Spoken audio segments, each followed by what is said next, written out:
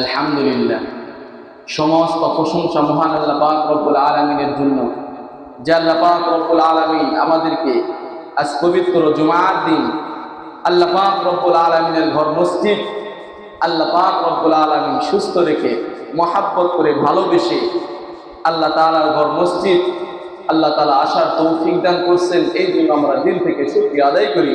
সকলে বলে আলহামদুলিল্লাহ। দরুদ ও সালাম বর্ষিত হোক ওই মহামানবের প্রতি যিনি আতা ইমানদার তাজদারে মদিনা মুহাম্মদুর রাসূলুল্লাহ সাল্লাল্লাহু আলাইহি ওয়াসাল্লাম। প্রিয় হাজিরিন, আল্লাহ পাক রব্বুল আলামিন দুনিয়ার ভিতরে আমাকে আপনাকে পাঠাইছে আল্লাহ পাক রব্বুল আলামিনের ইবাদত বন্দেগী করার জন্য।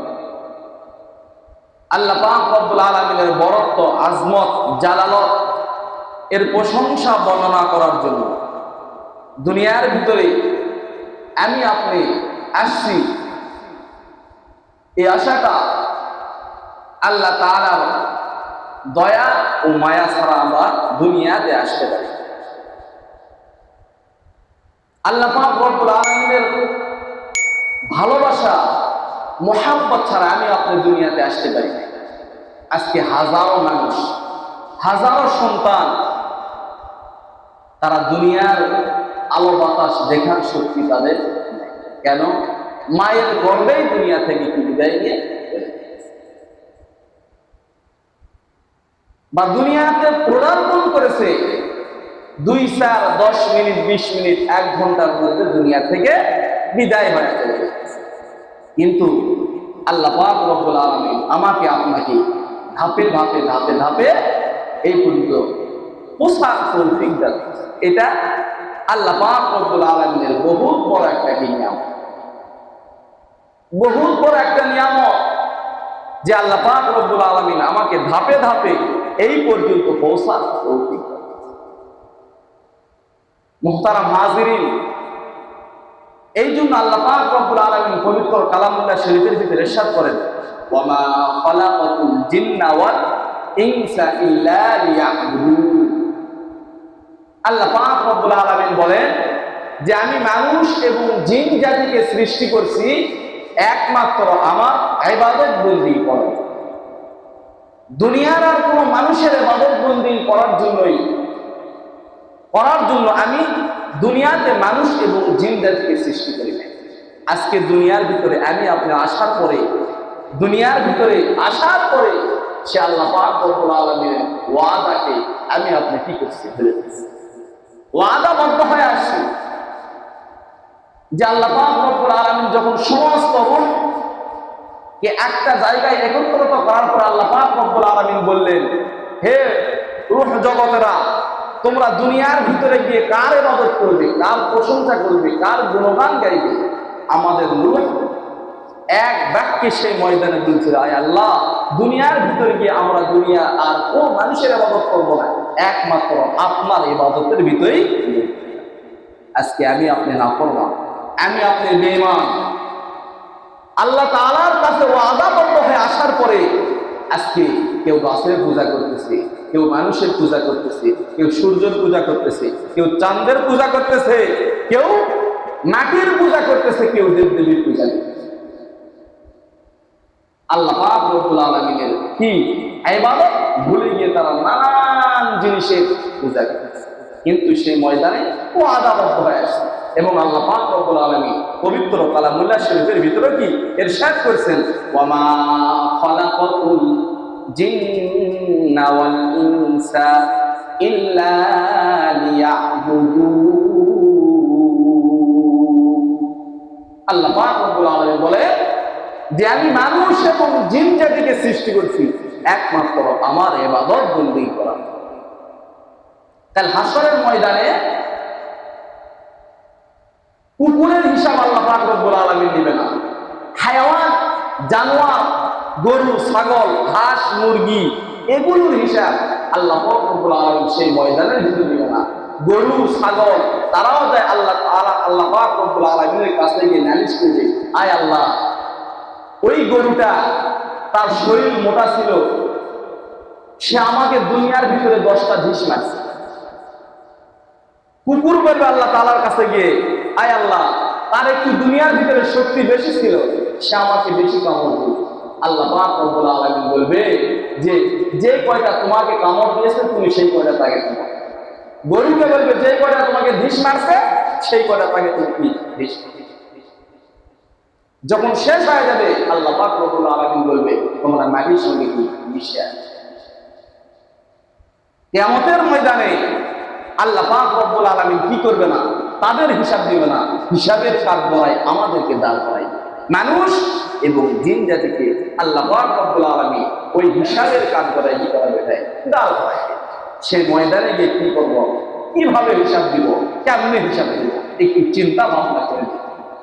আল্লাহ পাক রব্বুল আলামিন যেগুলো হুকুম আহকাম আল্লাহ পাক রব্বুল আলামিন যেগুলো দিয়েছে, এগুলো তো আমি আপনি কি পালন করতে পারতেছি, যথারীতি পালন করতে পারতেছি না, সময় দিতে পারছি। আল্লাহ পাক রব্বুল আলামিন বলে নাই যে 24 ঘন্টা তোমরা মসজিদের বসে থাকো, বাহিরে কোনো কাজকর্ম করার দরকার নাই, এই কথা তো আল্লাহ বলে নাই। আল্লাহ বলেছে যে 5 ওয়াক্ত নামাজ, 5 ওয়াক্ত নামাজ পড়তে তোমাদের সর্বনিম্ন 1 ঘন্টা সময়। 5 ওয়াক্ত হিসাব করে 1 ঘন্টা, প্রত্যেক ওয়াক্তে 15 থেকে 20 মিনিট তোমার সময় মসজিদে তোমরা দিবে। এই সময়টুকু কি আমি আপনি দিতে পারি না? তাহলে কাল কিয়ামতের ময়দানে আল্লাহ পাক রব্বুল আলামিনের আদালতে গিয়ে কি চাই, ওই জাহান্নামের আগুন আমি তো আপনি সহ্য করতে পারবো না, যে জাহান্নামের আগুন পুড়তে পুড়তে পুড়তে পুড়তে সাদা থেকে কালো হয়ে গেছে। কিয়ামতের ময়দানে ফুলসিরাতের ব্রিজটা আমি আপনি পার হতে পারবো না, যে ব্রিজটা চুলের থেকে চিকন হবে, খুনের থেকে বেশি ধারালো হবে। সে ব্রিজ কেমনে পার হবো, সে ব্রিজ কেমনে পার হব, আমি আপনি তো সেই ব্রিজ পার হইতে পারবো না, আটকায় যাবে।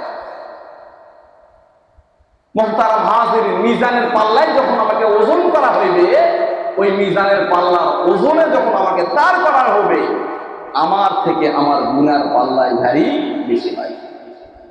তাহলে ওই ময়দানে গিয়ে তো আমি আপনি হিসাব দিতে পারবো। মুহতারাম হাজিরিন, তবু আল্লাহ পাক রব্বুল আলামিন আমাকে আপনাকে কি করে দেয়, তবু আল্লাহ পাক রব্বুল আলামিন আমাকে আপনাকে ভালোবাসে। এই ভালোবাসার খাতিরে আল্লাহ তাআলা মাফ করতে পারে, কিন্তু সারা জীবন নাফরমানির ভিতরে ডুবে থাকবেন আর আশাই থাকবেন আল্লাহ তো মাফ করবে। এই আশাটা কি ভুল, আশাটা ভুল। মুহতারাম হাজিরিন, জাহান্নামের আগুন আমি আপনি সহ্য করতে পারব। কিয়ামতের ময়দানে, হাসরের ময়দানে যখন জাহান্নামের মাঠ কায়েম করা হইবে, মুহতারাম হাজিরিন, হাসরের মাঠ কায়েম করা হইবে, তখন নবীর উম্মতেরা কি করবে, নবীদের দ্বারে দ্বারে ঘুরে, নবীদের দ্বারে দ্বারে কি যায় ঘুরবে। কোন নবী শাফায়াত করার শক্তি পাইবে না, শুধু একমাত্র মুহাম্মদুর রাসূলুল্লাহ সাল্লাল্লাহু আলাইহি ওয়াসাল্লাম। মুহতারাম হাজিরিন, হাসরের মাঠ কায়েমের পরে যখন আমার আপনার হিসাব শেষ হওয়ার পরে আল্লাহ পাক রব্বুল আলামিন জান্নাতীদের জান্নাতে দিবে, জাহান্নামীদের জাহান্নামে। জাহান্নামীরা যখন জাহান্নামের ভিতরে হাজার হাজার বছর ধরে থাকবে, এক পর্যায়ে গিয়ে তাদের পানির তৃষ্ণার্ত অবস্থা হয়ে যাবে। জাহান্নামের ফেরেশতাদের বলবে, আই ফেরেশতা গো, আমাদের এক পেয়ালা পানি দাও, আমাদের এক গ্লাস পানি দাও, আমরা আর কষ্ট সহ্য করতে পারতেছি। হে মুসলমান ইমানদার, জাহান্নামের ফেরেশতারা আল্লাহ পাক রব্বুল আলামিনের কাছে চলে যাবে। যাওয়ার পরে আল্লাহ পাক রব্বুল আলামিনকে বলবে, আয় আল্লাহ, জাহান্নামের তো পানি পানি করে চিল্লাইতেছে, পানি চাইতেছে। আল্লাহ পাক রব্বুল আলামিন বলবে, ও জাহান্নামের ফেরেশতারা, তাদেরকে পানি আমি পান করাবো, ঠিক আছে, যাও উত্তপ্ত গরম ফুটানো পানি পান করাও। এ ভাই, হাদিসের কিতাবের ভিতরে উল্লেখ করা আছে, জাহান্নামীদের যখন ওই ফুটান্ত উত্তপ্ত গরম পানি তাদের সামনে নিয়ে আসা হইবে, হাদিসের কিতাবে আছে, পানি সামনে আনার সঙ্গে সঙ্গে জাহান্নামীদের নিচের ও ঝুইলা নিয়ে ভিতরে চলে আসবে। এত উত্তপ্ত গরম পানি, ফোটাতো পানি, পানি পান করে নাই, শুধু পানিটা সামনে নিয়ে আসছে। হাদিসের মধ্যে আছে যে ওই পানির তাপে জাহান্নামীদের ওট ঝোলাইয়া নাভিতে চলে আসবে। মোহতারাম হাজরিন, তার আগে একটা ঘটনা। জাহান্নামীরা কি বলবে? আয় আল্লাহ, ক্ষুধার যন্ত্রণা সহ্য করতে পারতেছি না, আল্লাহ আমাদের কিছু পান করান। আল্লাহ পাক রব্বুল আলামিনের কাছে যখন গিয়ে বলবে, আয় আল্লাহ ক্ষুধার যন্ত্রণা সহ্য করতে পারতেছি না, আমাদের কিছু খাওয়ান দান। আল্লাহ পাক রব্বুল আলামিন একটা জাহান্নামীদের একটা ফল দিবে, ফলটার নাম হইবে যাক্কুম ফল। কোরআনুল কারীমের ভিতরে আছে যাক্কুম নামক একটা ফল যখন ওই জাহান্নামীদেরকে দেয়া হইবে, ফলটা এত তিতযুক্ত ফল, ফলটা এত পরিমাণ কাঁটাযুক্ত ফল। হাদিসের কিতাবের ভিতরে আছে যখন জাহান্নামীরা ওই ফলটা খায়া ফেলবে, আর একটা উদাহরণ দিয়ে দেন।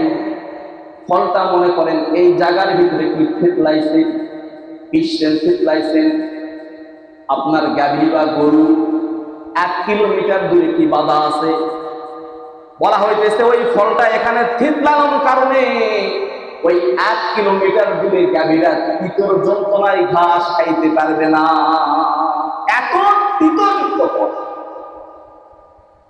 আল্লাহ পাক রব্বুল আলামিন যখন জাহান্নামীদেরকে ওই রকম ফল একটা দান করবেন, ওই রকম ফল একটা খাওয়াইবে, খাওয়ানোর সঙ্গে সঙ্গে যখন ফলটা তাদেরকে দিবে, খিদার যন্ত্রণায় ফলটা খায়া ফেলবে। যখনই ফলটা খায়া ফেলবে, খাওয়ার সঙ্গে সঙ্গে গলার মাঝখান বরাবর আটকায় যাইবে, পানি পানি করে চিল্লাইতে শুরু করবে, আয় আল্লাহ পানি দান। কি খাবার খাওয়াইলেন? যে খাবার খাওয়ানোর পরে আমরা বিপদের ভিতরে পড়িয়া গেলাম, আয় আল্লাহ আমাদের একটু পানি পান করান, আমাদের একটু পানি দান, পানি দান।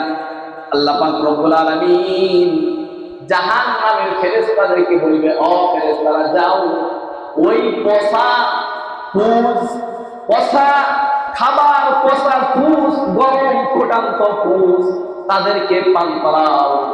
মুহতারাম হাজিরিন, ওই রকম পানি যখন কি করবে জাহান্নামীদের সামনে নিয়ে আসবে, বললাম তো নিচের ঠোঁট ঝোলাইয়া নাভিতে চইলা যাইবে, উপরের ঠোঁট ঝোলাইয়া মাথার চান্দিতে টেকা যাইবে।